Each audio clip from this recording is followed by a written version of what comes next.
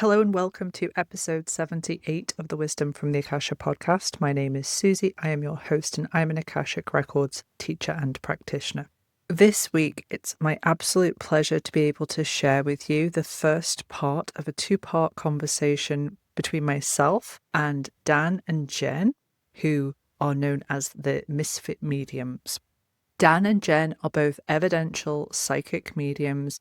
They have years of experience of helping people not only connect into loved ones who have passed, but also teaching students how to do this. I have known Dan for a number of years now. When we were first starting out on our social media journeys, we helped each other along the way. As in, Dan interviewed me on my Instagram lives when I was too scared just to get on Instagram Live and talk. Dan would come and ask questions and we'd have these amazing chats. And I have had a reading from Dan as well when I was looking for someone to be able to refer people to, because people will often come to me for an Akashic Records reading and ask, am I able to connect into someone who's passed over? And sometimes that can happen. I certainly have students who are very connected to their medium abilities who will bring past loved ones through, but it isn't something that I can guarantee in one-on-one sessions. So I wanted to have someone who I felt comfortable recommending to people. So Dan and I did a swap a number of years ago now. He did a medium reading for me. I did an Akashic reading for him, and we have been good friends and supporters of each other's work since. Really take the opportunity to take a listen to this episode. We go into a lot of different conversations. We talk about mediumship, we talk about psychic abilities, we talk about the paranormal, we talk about a whole host of different things. Part 1 is going to be dropped this week. I'll put part 2 in next week. And I know they're a little longer than the usual episodes, but grab yourself a cup of tea and listen in. I will also, of course, put the details in the show notes for you to connect with Dan and Jen. Definitely worth connecting with them on their social media. And also, of course, website details if you want to get booked in. Dan and Jen are always on TikTok, doing lives, helping people understand mediumship, normalising mediumship, and doing free readings for people over there as well. So give them both a follow. Put everything into the show notes, and I will let you listen to this first part of this two-part installment. So, welcome Dan and Jen to the Wisdom from the Akasha podcast. I am ridiculously excited. I've been looking forward to this since you agreed to do this episode with me, because Dan and I have known each other for quite a long time now. We met when Dan and I did a swap for each other, didn't we? If you remember back That's in right. the day, because I wanted to find a medium who I could trust to refer people to. And I was kind of working my way through people, and I wanted to be able to experience it for myself. I have had a number of mediumship readings over the years. I think I probably said on the podcast before, my Nana was a big fan. Dan knows my Nana well. She is a big fan of mediumship, psychic work, and all of that. So from a very young age, I was kind of exposed to the world of mediums and psychics. But because of that as well, I also knew there were some amazing mediums out there and some not so amazing mediums. And some Unfortunately, that is a fact, yes. Yeah, and it's the same with every industry. And what I found a lot is with people coming for Akashic Records readings, yes, sometimes their loved ones can come through, but usually it's only to kind of say, hi, we're here, it's okay. What I was finding is that people would reach out to me and they would say, I've had this Akashic Records reading, it was great, but I'd also really like a medium. So who could I refer them to? So Dan and I did a service swap where I did an Akashic reading for Dan. Dan did a mediumship reading for me. And then when I was a little bit scared of going onto Instagram Live by myself, I put a shout out on my stories and just said, would someone like to come and interview me?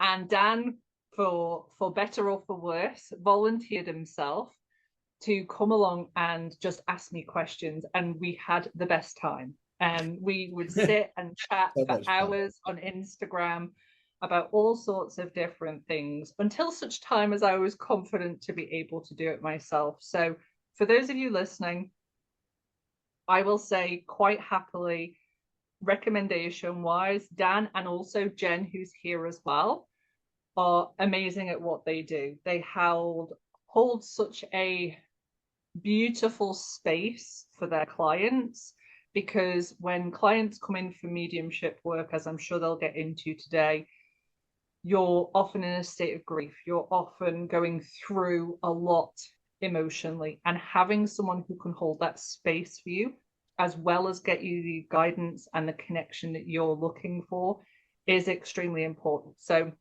I just wanted to say at the outset, if you listen to this episode and you think I'd love to work with these two, please, please do. Recommendation comes from me. So if you two want to introduce yourself, I can stop talking for once and tell us what it is that you are doing, what you're focusing on at the moment. I'm sure my listeners would love to hear. Well, thank you. Well, first of all, Susie, thank you so much. It's a great honor to be asked onto your podcast. And yeah, we've known each other a long time. And I remember, do you know what? I never realized that you didn't have the confidence to go on by yourself, because you just bring so much calm, lovely energy with you. You made me feel really relaxed when we were doing those episodes.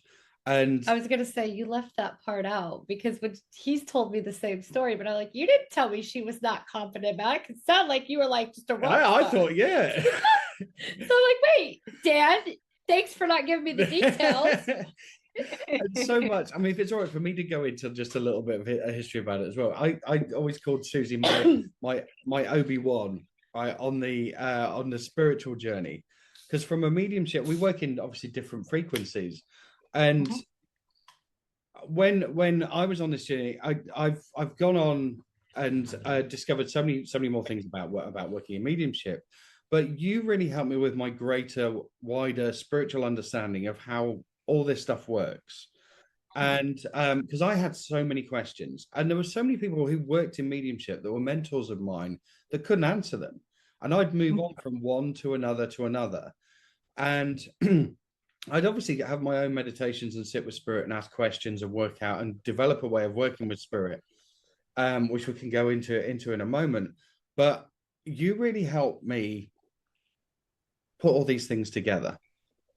And then we obviously introduced each other to different people, like Jo, who did past life regression, and I remember, and she did an amazing past life regression for you, didn't she?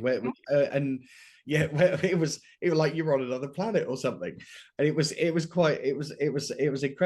And yeah, it was the you and the past life regression that showed me how all this thing fit together. I knew there were spirits, right? Because I've been seeing them since I was a child. So I knew there was something after this life. What that was, I didn't know.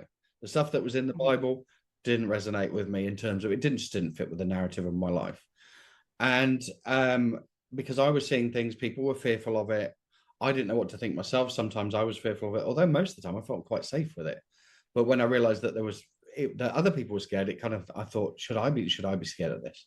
Yeah. And then so I knew there was something. And then I was talking to you, and you being a very, very spiritual person and someone who I respect the most on that level.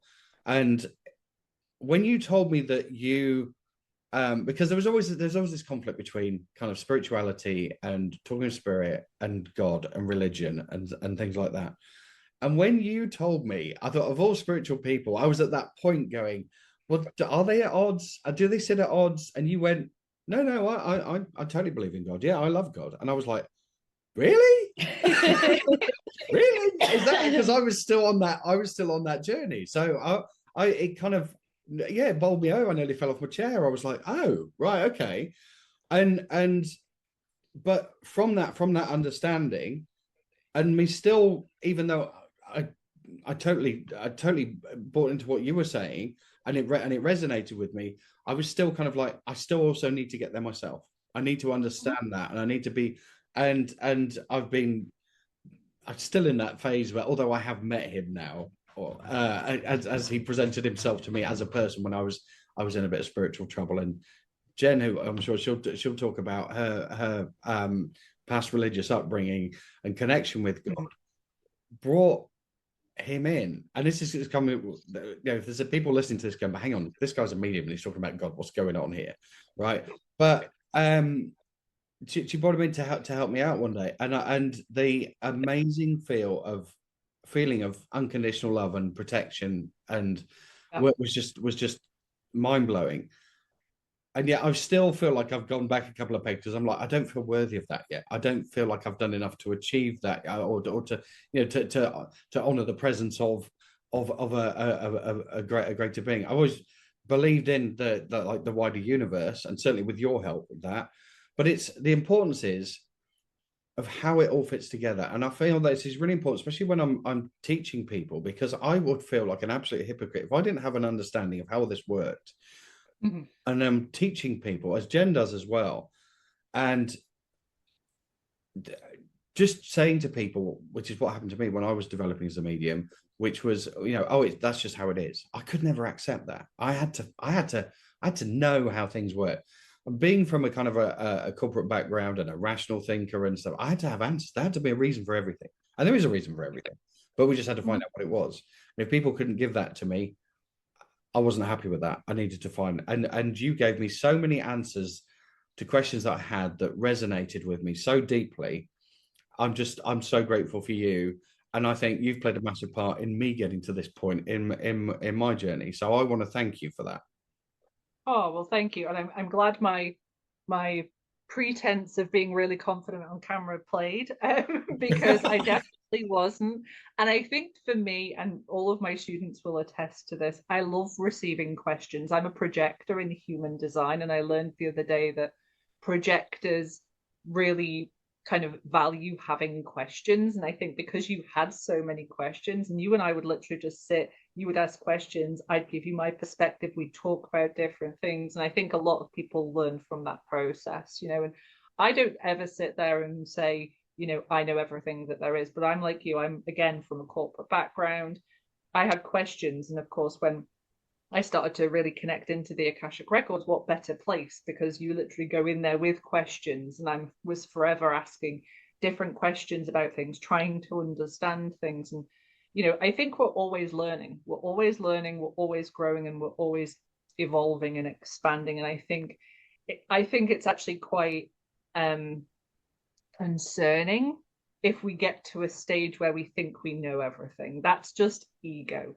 You know, I think the humility you need on the journey is essential. And even if you are in a position where you're teaching people, you're putting your hand back and you're helping them through the stages that you've always been through, that's great. But we all have to keep in mind, okay, but I'm still learning, I'm still growing, I'm still evolving, because there's never all the answers, you know. I'm doing a course at the moment which is helping people to kind of deepen their practice with the Akashic Records. And, you know, it's been fabulous. We did a class last night, but it was a case of, you know, you can still go deeper than even this. You know, there's so much that you can do with it. I'm sure that you find as well, it's important for you as a spiritual teacher to always keep that in mind of, I don't know everything. I'm always learning. I'm always growing. And students appreciate that. You know, I think it's very problematic when we have someone who puts themselves forward who says, well, I know everything and that's it. I'm not going to listen to other perspectives. I'm not going to. So thank you for that. So Jen, I want you to come forward and tell your background as well, because I have been watching you secretly on TikTok. And I say secretly, I'm not a stalker, I promise. But when I'm on TikTok, and I come across and you're doing your readings, I will sit and watch, because I love to see, I know a bit about your journey from Dan, and I love to see you now flourishing and really holding that space and doing it in such a beautiful way. So tell us your story. Thank you. It makes me nerve-wracked just to think about you doing it. Watching on TikTok. I know, it's just I have such high, like, hold you into such high regards based on what Dan has told me about you. So I'm so honored just to even be here. So thank you for inviting me as well. So I'm in a corporate background as well. I still am to this day, manage several departments. That's a whole nother side of things. I think a lot of times I'm in the math world, if you will, and But I think a lot of people underestimate that because I look like a big ditz sometimes, and that's all right. That's just me. That's who I am. But I was going through something. I had been through years and years of therapy based on I was born into a church. It was actually called the Worldwide Church of God. I think a lot of people, if they look it up, they'll see there was all kinds of stuff on it back in the day. And we literally were all over the world, and it was based on a cult like, it was like a cult like religion. I, however, flourished in that church because I was a rule follower. I just did it, and I firmly also went through a lot of childhood trauma. I did. I went through a lot. And um, so based on this, there was oftentimes I had experiences with spirit, but I didn't, I was, first of all, I was told that that was like the devil's work, and that that was things that was like, if I let that into my heart, he could take completely over. And I was petrified of any of that. So every time I had someone talking to me, or a lot of times there was someone that would lay next to me in my bed, and I know people are like, oh my God, that freaked the, but I just feared it. I feared it so much. So I shut it off completely. And then fast forward, I've always been that person that wants to help people. I'm always that person that sometimes a little too reckless. I remember I was 8 months pregnant, and I was driving my mom to her work, and I jumped out of the car in the middle of an intersection because I saw someone had collapsed in the street, but there were oncoming traffic. There was no stop sign. It was ridiculous. And my mom's like, "Oh my God," but I mean, the pregnant, I mean, that's just who I've always been. It's not about bragging. It's about like saying, I kind of just, and I think there's so many people, including you. I bet you could say you've done something like that. I think there's so many people that actually just have this heart to want to help other people. So I went through years of therapy for various reasons. I mean, years. So I've been educated on, so many things with the human mind, and how things work, and why people do what they do. And then I was out in Hawaii, and just a couple years ago, and the Ukraine war was happening. And I was watching the news, and something triggered me. I felt like I was having what I would describe as a cross between like what they describe as a stroke and like a nervous breakdown. It's like I was having heart palpitations. I was seeing all the bodies laying on the ground, and it's something. And I mean, I've seen that before, so I didn't know what the heck was going on. So when I got back to my state, I went to my doctor. I went to, because I couldn't get past it. It just kept happening. It kept happening. I couldn't sleep. Like everything was going on. So anyway, fast forward to, they put me on some happy pills, and that did nothing. Like nothing. I was working out too, so I was releasing those endorphins because I knew all the things to do to make sure I'm not going into psychosis. You know what I'm saying? So I was doing all the healthy things, and anyway, I just couldn't stop it. And then I had barely started using TikTok. I was using it for motivation. That's why I'm under Hot Mess Mom reviews. I was out there just doing motivational stuff and doing stuff for moms and reviewing products that like you always buy and then you get duped. That was what I was doing, but I have a full-time job, right? So I'm like, whatever. And then I was scrolling, and I saw Dan, and he was on there talking about, it just so happened, he says there are no coincidences, but it just so happened he happened to be talking about, someone asked him about religion and about God. Now, I still have had a lot of, like I said, trauma based on that subject and such. However, and near-death experiences. But however, I still firmly believe in God. I still believe very much in him, and I hold him, to my heart every day. And Dan was talking about it, and the way that he was basically describing what he was talking to you about, where he was just kind of like, I have mixed reviews on God. Like that's what he was saying, but he was so respectful on how he was talking about it, because you could talk about, he was talking about, religion was on a man-made concept. And I had already been on my journey a bit further, because once we left the church at my age of 18, that was very traumatic for me. because I'd been taught and I'd given up so much. I couldn't celebrate Christmas. I couldn't celebrate my birthday. I had my first birthday gift when I was 12 years of age. I had to sit out, in school when they were doing like Christmas parties and stuff. I had to sit in the cafeteria by myself. And, I got made fun of like all the time. And it was all kinds of things. We couldn't talk to our loved ones from sunset to sunset, from Friday to Saturday, because that was our holy day. And anyone, including our loved ones, like our family that was outside of the church, we're not allowed to speak to. Just all kinds of crazy stuff. So I was like still trying to go on this journey of trying to understand all this. And in the meantime, I'm sitting there thinking about understanding, because I'd started watching the History Channel. And I'm going to backtrack here just for a second before I talk about Dan. So this was what I was on my journey, maybe about 6 months before I went to Hawaii. Okay, so what happened was I watched this episode on the History Channel, and it was about Moses, actually, and all of the stuff about crossing. And it was the scientists and the philosophers versus the religion, and everyone was talking together. And what they were saying was that, like, for instance, when Moses parted the Red Sea, they were saying, well, actually, there's a part of that was true.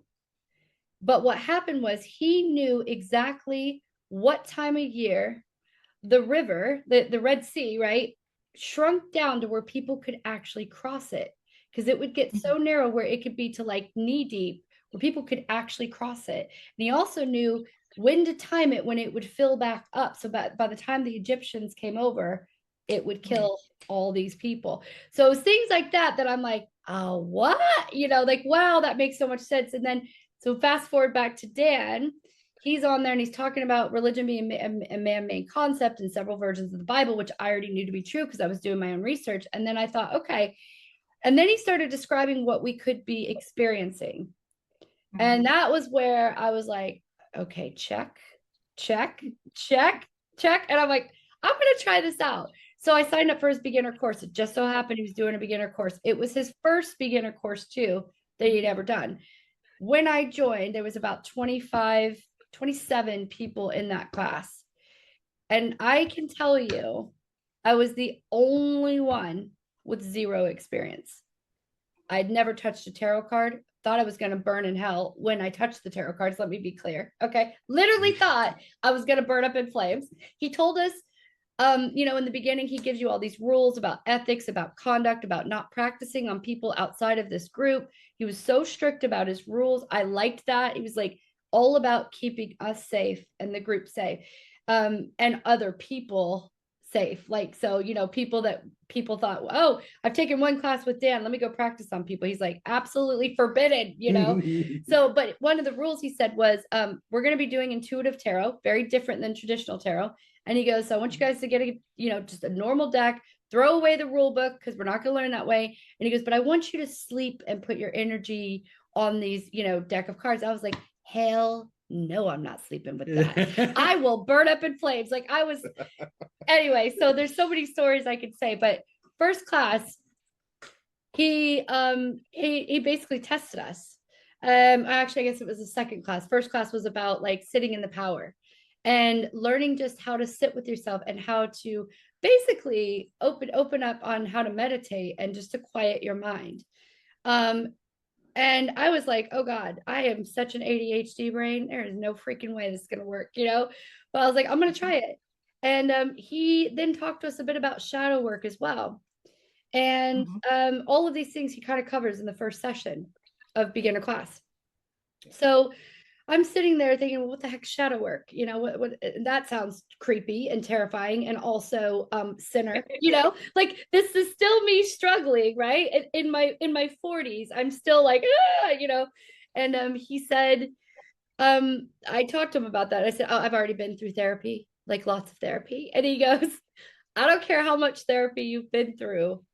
I promise you on this journey, you're going to find that there's a lot of unresolved things. It's going to be constant. And I'm like, okay, whatever. And then sure enough, he was right. But so second class came and he had us do psychometry. So, you know, I don't know how many people know about that. I'll let Dan, maybe, do you want to say what that is? Quickly explain what it is. Sure, yeah. So psychometry is the reading of, well, there's a bigger story that I can go into, like how the normalization of mediumship and stuff in a little bit, if you like. But psychometry is about the reading of the energy in physical objects or in photographs. So the energetic imprint, we all have our own energetic signature. We all have an energetic imprint on everything that we touch or wherever we are in the world, in the universe. We leave an energetic imprint, and that energetic imprint contains information about that person. And so so if I were to give you a ring, or you were to give me a ring that belonged to someone, you think about someone's wedding ring or that they've worn every day for a great number of years, for many decades, it contains a lot of energy about that person. And you can get how old they were when they passed, what they passed of, what they looked like, how tall were they, what their hair color was, what their eye color was. You can get all this detailed information. I mean, we take it to another level. All of us at Misfit who've been trained this way, we take it to another level. But you can get a lot of detailed information from a photograph. If you think about it's basically light energy that's bounced off a subject, and then it's been captured either on film or it's been captured digitally, and that contains the information of that person. So you can then go into, by looking at a photograph, you can get someone's name from there, you can get their how many children they had, and all kinds of information. So yeah, that was the second the second lesson. Okay. So yeah, so on this psychometry exercise, he used one of his own family members. And again, remember, I'm the only one. There was people in our class that were actually doing tarot readings, like they were already a professional or what have you at doing it, and other people had done many circles and many. I mean, just every single person in there had experience except for me. And he had asked me to go and see what I gave, and there was one thing specific that I remember. And this is obviously before Dan and I got into any relationship. We didn't even know each other at all. And I remember his mouth going, and it was that I said, what was I said? I said, it was about, I think it was your grandfather. Was it grandfather?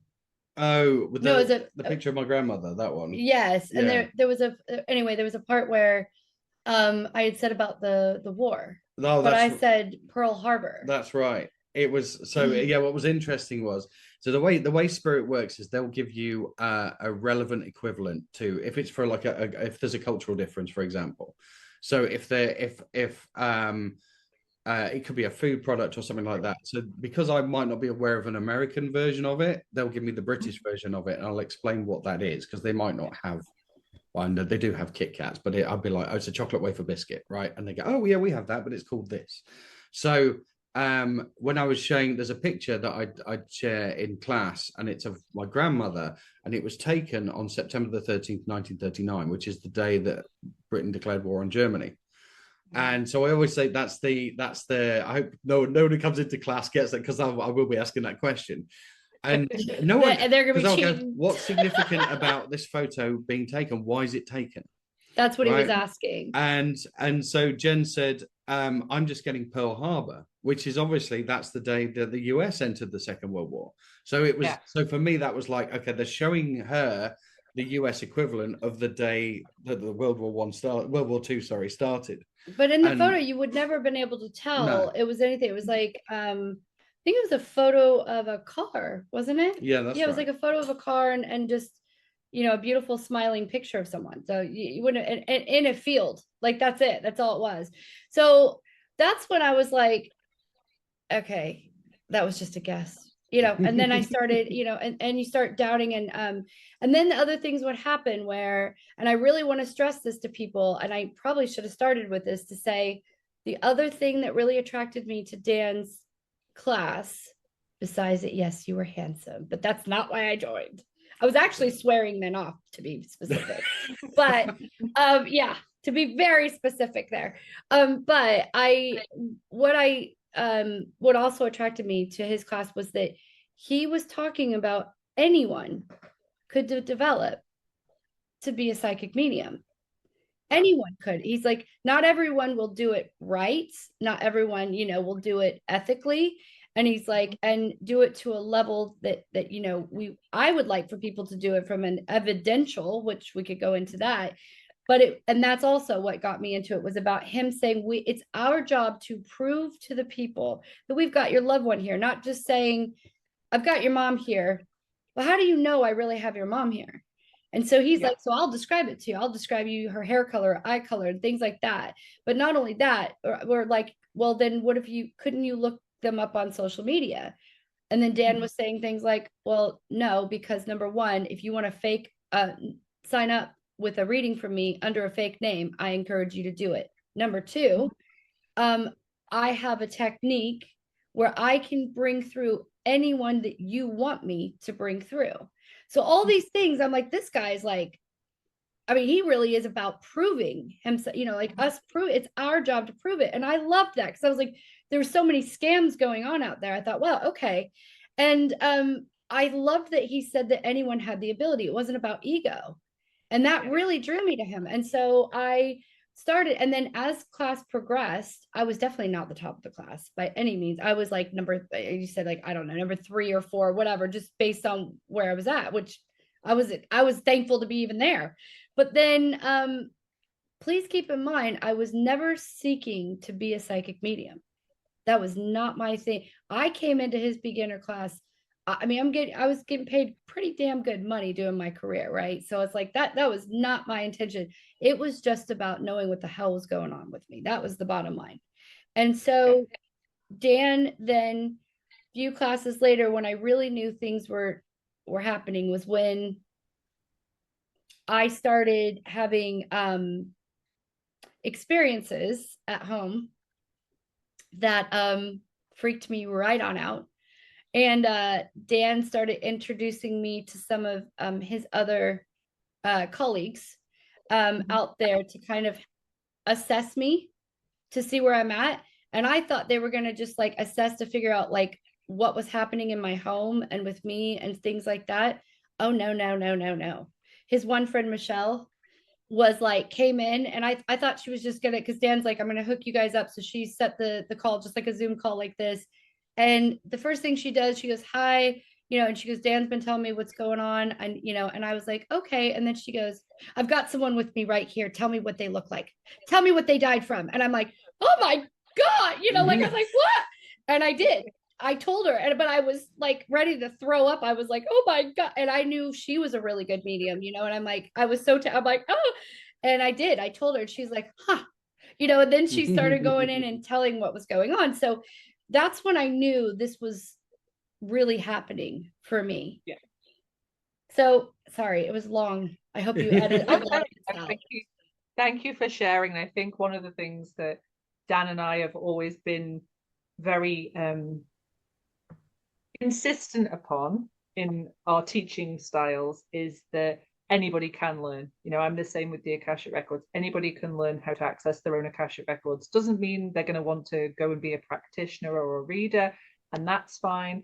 But, you know, what we do isn't a closed system. It's not, you know, just something that you're born with and then, you know, you can't ever develop it. And I think the thing with this is that in view of the fact that we are going through this expansion of consciousness, we are in a mass awakening period, you know, the more people actually start to tune into their gifts and their abilities, which, you know, a lot of the time have come through from past lifetimes, and start to trust themselves, because there is a big part that is learning that trusting yourself when you're bringing these intuitive things through, the better, as far as I'm concerned, because the noise that's out there, the confusion, everything that's distracting is taking people away from that internal development. So I'm glad that you're still doing the classes, Dan. I'm glad that you've been through it now, Jen. I'm sure you're probably now teaching as well. I am. Yes. Yeah, so, and that's just helping people. And, you know, like you say, people don't necessarily have to go into your class to learn to be a professional. You know, that in itself will be like the Akashic Records. It'll be a calling if they feel that calling, but they can still get so much from it to understand themselves, to understand their clair senses, to understand, okay, I've had this experience, what's happened to me, you know. So I think anyone who's listening, You don't have to sit there and think, okay, I want to be a professional psychic medium. But if you're wanting to start developing those skills, or if you're having these experiences, Dan's beginner class would be a great place for you to start, so that you can start to let that unfold in a way that is ethical, in a way that is a safe space, and it is a way where you're going to be able to pick the brains of people who have the experience of going through that. So thank you so much for sharing that. Oh, that's all right. I mean, I think just going back to your original question as well about what we do. I mean, a lot of how I started Misfit also relates to what we've talked about as well, because I knew I knew I was going to be a medium. I had to go into development and training and then I thought, do you know what? I'm going to be the first psychic medium on social media. And then when I went up, I looked on, there was hundreds of them. I'm going, oh no, okay. How do I differentiate myself? How are people going to know that they should go with me for a reading? Because I was on my own at that point. I'm going, how do people know to go with me rather than someone else? And I remember I had some conversations with my higher self on that journey, but also when I had my Akashic Records reading with you, it was about my purpose.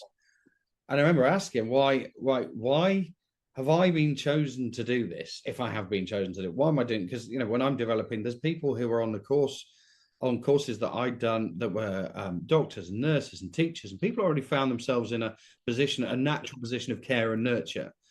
Yes. And end of life carers and so on and so on. And I'm like, I'm just some guy who's worked in advertising for 20 years. I've been selling crap to people they don't really need. Why am I doing this? And the answer came back, precisely because you've been working in advertising. I had to think about that for a bit, and I went, okay, advertising is about changing perception. It's about changing perception of a product or a service to make it relevant in people's lives. And I was like, well, mediumship it's got a perception problem. Absolute perception problem. There's so many fakes and so many cranks out there that they talk about it being a gift, and which it's not. It's something that everybody has, or if it is a gift, then everybody's got it, right? But it was about how do I make this how do I separate myself from everybody else and show them that this is a normal thing? How do I make it accessible for everybody, and normalize the whole thing?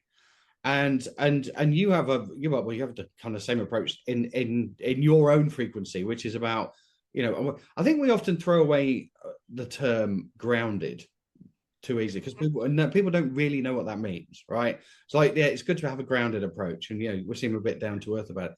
It's about not getting lost down the rabbit warren, right? Being aware of it and learning from it, but also coming back, keeping one foot on the ground, making sure that people don't feel scared or nervous or unsure or uncertain.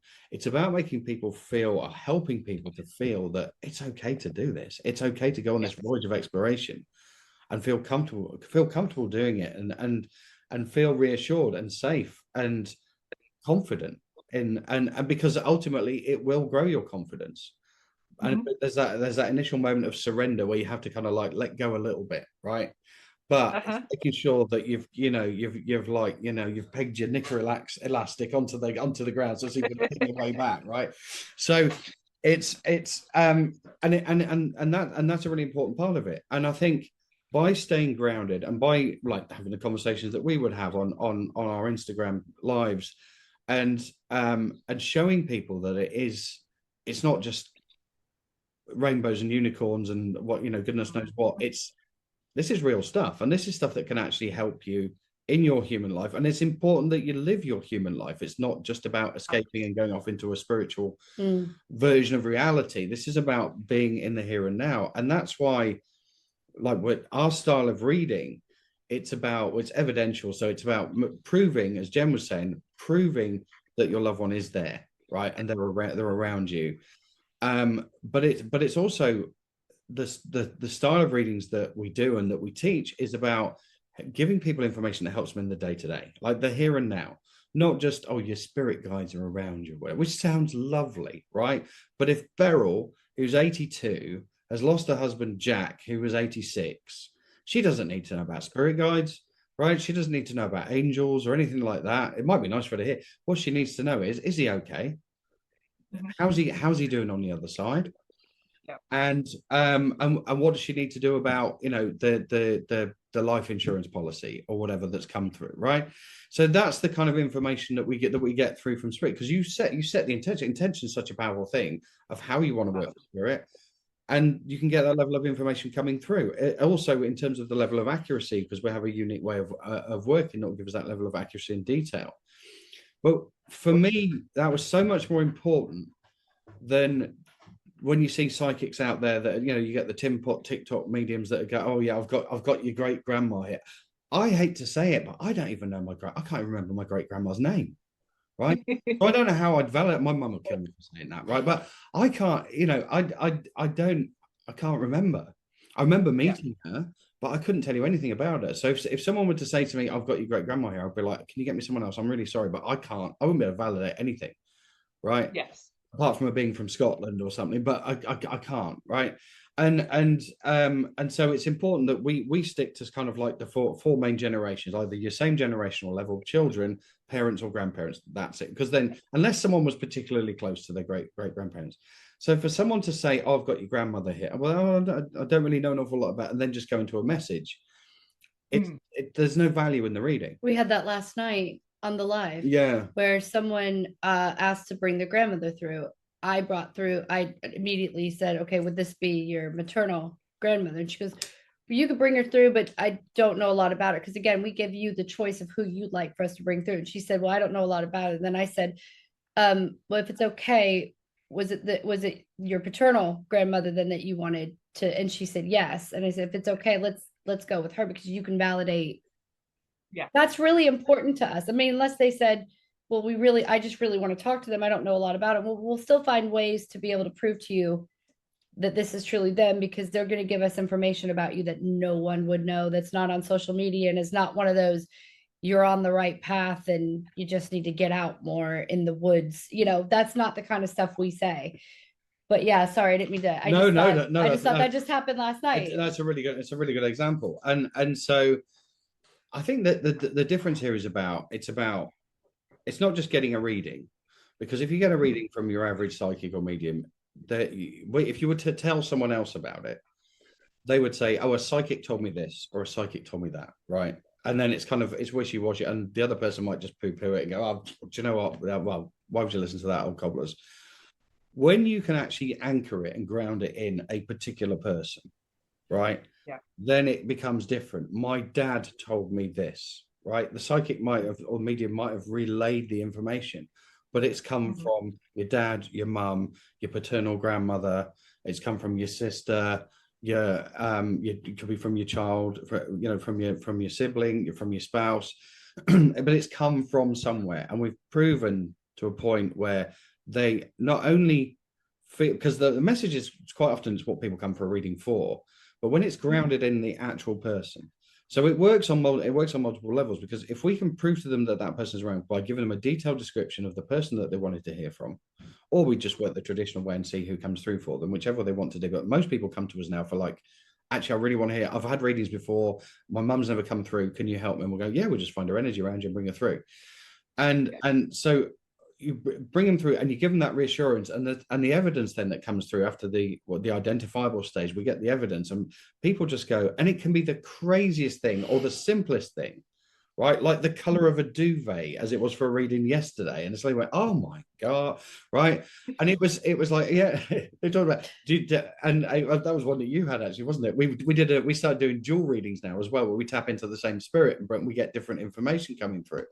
Oh, how cool! It's very, very. It's really cool. We just started doing this a lot more, and people have been asking for it. And you taught me how to connect with the same spirit, and now, which you'll go into more about Karen, JC, Wendy, and other students that are coming through, they can do the same thing now. We can all get to the same spirit. Like he's taught us how to make sure, which is so cool. But keep going. Sorry. No, that's all right. And it works because it's kind of like you get.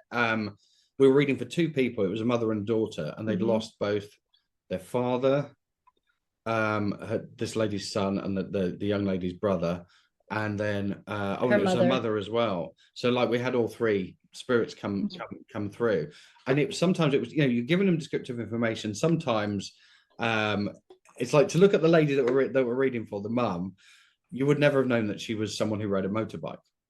But Jen went, oh, he's telling me that you borrow his motorbike and you're riding his motorbike. She's like, yeah. But how would we know that? So some people just kind of like, they forget that you're just, it's almost like you know them, right? This so was just like last year, and she's in her 50s or something, and she's like, that's quite, it's not just the fact that he had a motorbike, but the fact she used to borrow the motorbike, which is pretty specific. Yeah. And she was like, yeah. But then it was like, so it wasn't that was the impressive thing for her. It was that, he damaged the duvet and tried to hide it or something. And Jen went, oh, was it a green one? She went, oh my God. And that was the thing that got her. It was the green duvet. Not the motorbike. Right? Yeah. That we figured out how he passed. We figured out all this. She was just like, yeah, that's right. That's right. And then some people do that. The duvet. And you think some of the stuff that we go, oh, wow, I'm so happy that bit of evidence came through. They can be a bit like, I was reading for someone not that long ago, and I brought through, it was her grandmother, and she said, what was it? Oh yeah, that I'm going through the motions, and then suddenly her grandmother said to me, Sunday lunch, right? And I said, your grandmother's just told me I need to tell you Sunday lunch. And this lady who's having the reading on her phone said, oh yeah, well, I've just had a notification from my my other half who's just asked me if I wanted to go out for Sunday lunch. And I'm like, but I can't see that. So you're literally like, as the notification. So she's telling me information that she's there with her right now. And I'm going, and she's like, and I'm going, that's a wonderful thing, right? And she's going, meh. But it wasn't that. It was I don't know, like a bunny rabbit with a particular that she used to have as a kid, or something, with a ribbon around its neck. That was the blowaway moment for her. So what? It's different for other people. Oh, I know. But I have to interject one more. You can cut this out, Susan, if you want to. But I just got to tell you. So the one that gets me every time that we tell Dan is people come to us too because they know they're going to get something a bit different. It's not about us tooting our own horn. It's just about that's what we pride ourselves on, is knowing that. For me, I'm still getting my head around this all the time. And I'm doing health readings as well, right? Like in addition, which Dan can explain about that. But because he would probably, when you met him probably a couple of years ago, he would have probably told you hell no to that. But for him to teach anyone to be doing anything with that. But the one that gets me is like when there's people that come to us, they trust us, they know what we're going to do. But then you get and I'm sure you get the same with clients, but there's that 1%. So Dan, I mean, I've had some of these too, but Dan had this one client. He literally picked up because she was from a different culture. He picked up the name, like it was completely like, I forget. Do you remember what the Or was it the Indian lady with the? Yes. And then and so then Dan starts telling her all this stuff. And what was it specifically you said to her? And she goes, all he's doing is talking about himself. Oh, that was it. Oh, that was it. No, it was the lady who was, her husband. Yeah, this is. I forgot about that. Yeah, it was her dang husband. Good evidence. And I got that. Yeah, I've got that. Not just that he was from Cyprus, but from Turkish Cyprus, so a specific part of Cyprus, right? And then there was names, and the fact that there was this story about she'd lost her engagement ring. It was in the footwell of the car, and all this. He got all of it. It was so intense. It was one of the most detailed readings I've given, and she just like in the middle of it just went, "Oh, he's just talking about himself." That's what she and I'm did. like, "Well, I'm trying to prove to you that he's here." Yeah. But she was mad. Like, let's talk about me. Yeah. Yeah. Sorry, I had to tell you about that because I just love that story. I'd forgotten about that. Yeah, but yeah, so we got the identifiable bit, then we got the evidence bit, and we've got these funny stories about different things that ring that we think, oh, that's a really powerful bit of evidence. I'm really pleased I got that through. And what versus what people say. But then it's the message, and the message is the important thing. Now, a lot of mediums out there will, because most people want. It's not just the proof that their loved one's around, but when they do get that proof, it's like a weight lifted off the shoulders. There's a little jaw drop moment. There's a little tear in the eye. I always ask one of my spirit guides, Carl, who is he's a cowboy, but he's German, and he helps me with my wit and humor, which I find ironically hilarious because Germans aren't supposed to have a sense of humor. So they're playing a trick with me there, right? But he comes through, and I don't know when it's coming, but I'll just get this. Oh, I've been told I need to tell you this. And the person that I'm reading for will quite often burst out laughing and go, and I love that, because it means it's because readings can be a little bit somber sometimes. So to bring a little peak of happiness and a nice memory in there, it's not just about remembering them passing, but remembering that they were once alive and they were an amazing person and they gave you so much love and enjoyment. But yeah, getting to the message having resonance, and it needs to be held in the day to day. There are so many mediums out there that will just say, oh, you're on the right path, right, as Jen was talking about before. And some people, the danger of doing that, because there's an enormous amount of responsibility being a medium. If someone hasn't tapped in properly and they're just thinking, oh, I'm just going to say something positive, because that can't be harmful at all, can it? Right? If they haven't tapped in properly and they haven't properly connected with someone, the person who you're reading for may be thinking about unaliving themselves. And if you tell them they're on the right path, they might think, right, I'll go and do it. Right. Yeah. And that's so there is there's a huge amount of responsibility that goes with what we do. So it's important that we get it right, and it's important. That's why, you know, the teaching is, it's enjoyable. The classes are enjoyable, but they're also very strict and very ethical, because that's what's going to help us stand apart from other mediums as well. And the whole point is it's like we're pulling in different directions. There's us, and then there's a lot of other mediums that we trust as well. But like there's a Scott. lot of, definitely like Spiritual Scott. Really he's fantastic. And it's like, but the rest of it are like pulling a different direction. We're trying to normalize this and build trust, right? That's the whole point of creating the Misfit brand, was to show a badge of trust that people knew that they could either get a good reading or good teaching, right, and rely on that. And as you pointed out, you know, when you're talking about when Jen reads, we always hold ourselves accountable. If we don't get something right, we don't try and make it fit. We'll go, oh, hang on a minute, that's on me. I must have misinterpreted that, right? Because that's all it is. Spirit, it's not that spirit's wrong. It's not that they can't be read or whatever. It's the fact that we've just, as a medium, we are still human at the end of the day. We're going to get things wrong. So, or misinterpret things or whatever. So we hold ourselves accountable for that. But it's about helping people to build trust, to show people that it's possible to have a world where two people can sit in a park or on a bus and they can talk to each other. One can say to the other one, you know what, I had a reading last night, and instead of the other one going, you nutter, they go, well, that's cool. Did anyone interesting come through? Like they've had it, like I phoned my mum up last night. It needs to be as normal as that. That's where we need to be.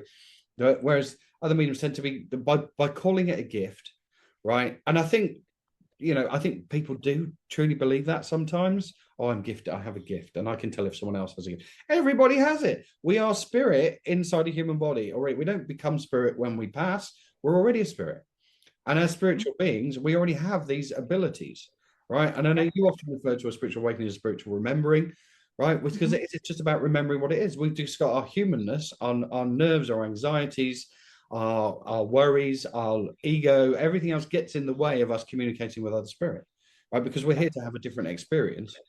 However, it's that prevents us from connecting with spirit, you know, directly. And the learning is almost about, it's undoing, taking off all this stuff that you've become as a human, just temporarily while you're working. You've got to go back to it and go back to your real you know, your real inverted commas life, right? But it's important to remember that we are spiritual beings and we can connect to other spiritual beings, and everybody's capable of doing that.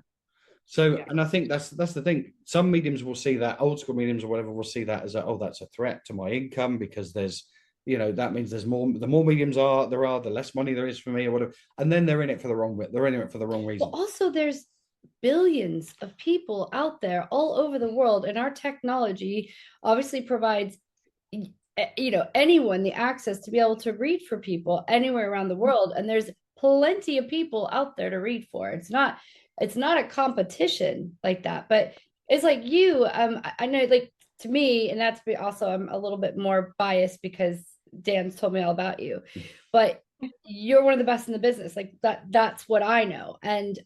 But I also know from what we just talked about before we started this podcast about, and you talking about it in this podcast, about constantly wanting to learn. Constantly, I know about you meditating for 2 hours every day. I mean, like Dan was telling me all about this. So those are the things I do know about you. That's the same. Like every time I get something wrong in a reading, I'm really upset. It's not because of how I looked. It's because I literally feel like, did I just put some doubt in that person's head that their loved one's not here? and it tears me up, because that's my job, is to make sure that they get comfort, they get closure. And when I screw something up like that for me, which I know in the spiritual world, they say it's not necessarily a screw up, but for me, I'm like, no, it's a screw up for me, and I'll take it. But it's like, I think when you talk about anyone can do this, it's kind of like anyone has the potential to be an Olympic swimmer or an Olympic runner, right? And even if someone has, lost their legs, right, they can still go into a different kind of Olympics and do it. But it's the will, it's the motives. What's your motive for wanting to do this? Because I firmly believe if you're in it for the wrong reasons, it will show in your readings. And it does. Absolutely. Time after time after time again. And I will zip my lips on some of those people that we all know drives me absolutely bonkers, because they hurt people. I mean, they truly hurt people out there, and you can see their motives. And it's a difference between people just maybe not giving a brilliant reading, and that's okay, but their intentions are good, versus someone who has very destructive, don't care what happens to the person in front of me when I'm reading for them. I'm just going to say whatever makes a big show and gets me the most attention. And it's all about intention, as Dan was saying before. Your intention behind your service is the most important thing. And when your genuinely intention focus is on the person that you're reading for, whichever type of reading you're giving them, you're always going to want to give them all the information that you can to make sure that you are channeling through the best information for them. And that requires us as readers to keep checking in with ourselves. Am I the clearest channel that I can be? Where's my energy at going into this reading? Is there something going on in the back of my mind that I maybe just need to stick on a piece of paper and put to one side for when I'm done, so that I can be fully present, fully engaged, fully open for this reading to come through? And that's where I think the teaching becomes important, especially when you're teaching people to read for other people. It's not just about the method. You can learn a method from a book, but it's all about the holding them accountable. What are the ethics? What's the process that we need to make sure that we're in the best mindset? Okay, well, if you've had a reading and maybe you've got some stuff through that you weren't sure of, let's talk about that. It's not, oh, you're a bad reader. It's okay, well, what do we need to work on here? What else was going on? What's going on energetically for you at that time? Is there maybe some information coming through in a way that you don't know about? And that's our job as teachers, to help people work all that side of things out. I do hope that you enjoyed listening to that episode as much as I enjoyed making it with Dan and Jen. I want to thank Dan and Jen from the bottom of my heart for taking the time to do this with me. And next week, you will get the second installment of this conversation. So I look forward to seeing you next week for the next installment.